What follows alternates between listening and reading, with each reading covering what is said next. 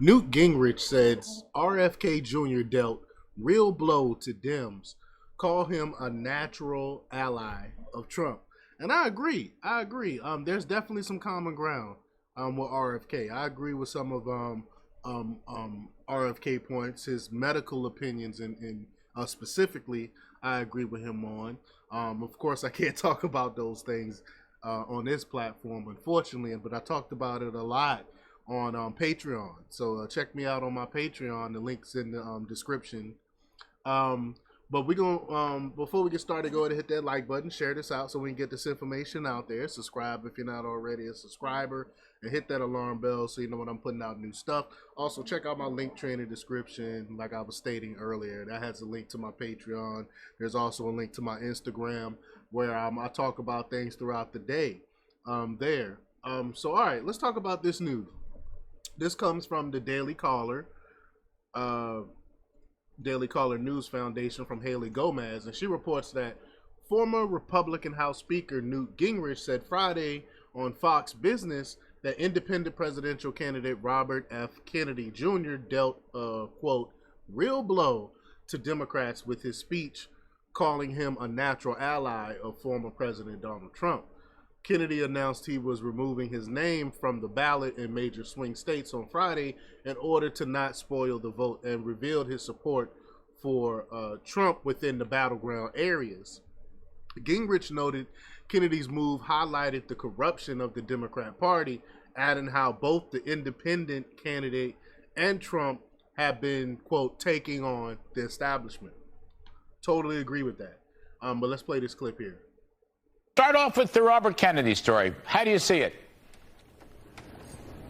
Well, I think that it's a real blow to the Democrats. I mean, when somebody whose family is as famous as President Kennedy and Attorney General Kennedy, when Robert F. Kennedy Jr. says, my parents, my relatives would not belong to the modern Democratic Party. Everyone knows that. Everyone knows that JFK no longer will be a Democrat, because they have moved so far left. Not even some of the famous Democrats would be considered Democrats today. Bill Clinton would be considered a Democrat today, really. It's crazy.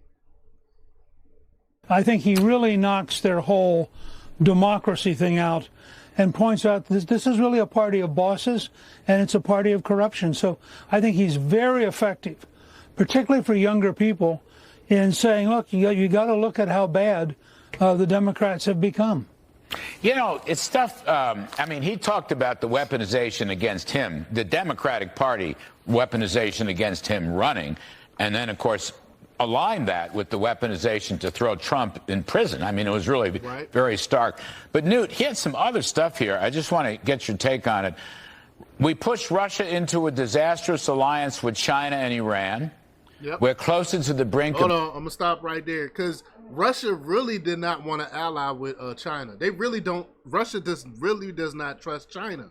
They really don't. And we literally pushed them towards them.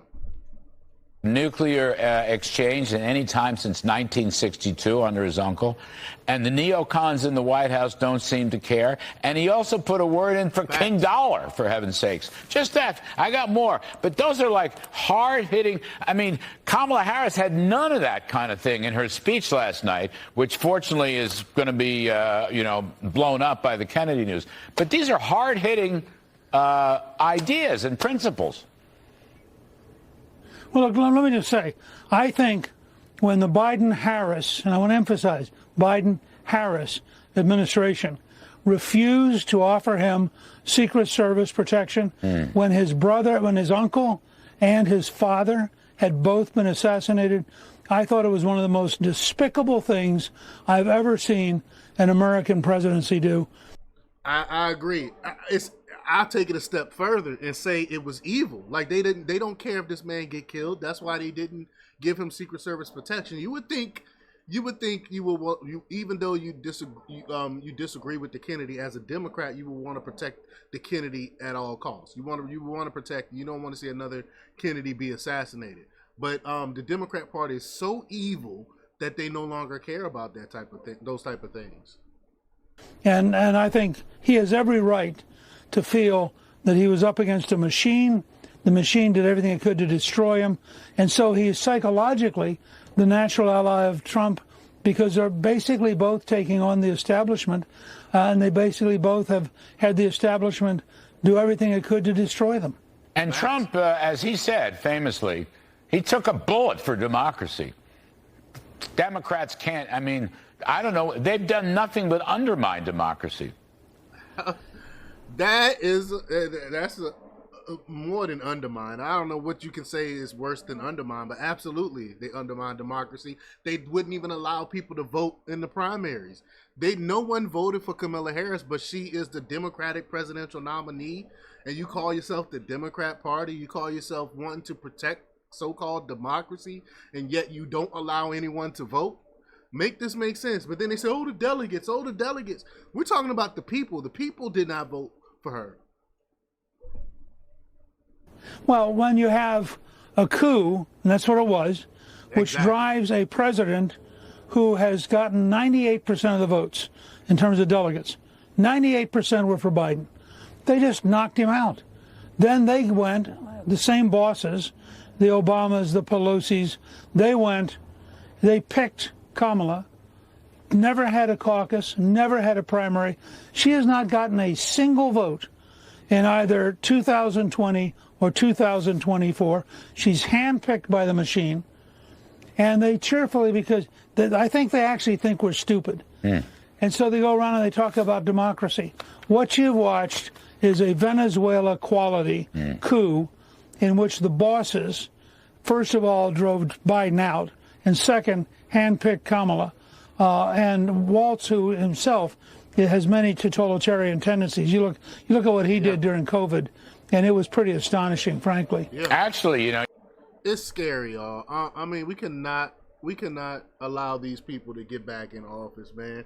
I mean, if they, I know I said it before, and I'll say it again. It will be the end of the United States as we know it if these people maintain control of the White House.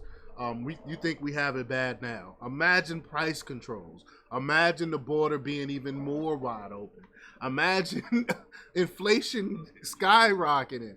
I mean, even more than what it already is. Imagine them actually admitting we're in a recession. Once they start admitting we're in a recession, we're probably already in a depression by then. I mean, we cannot allow them to have another 4 years in office. But y'all let me know what y'all think about this. Leave your comments down below.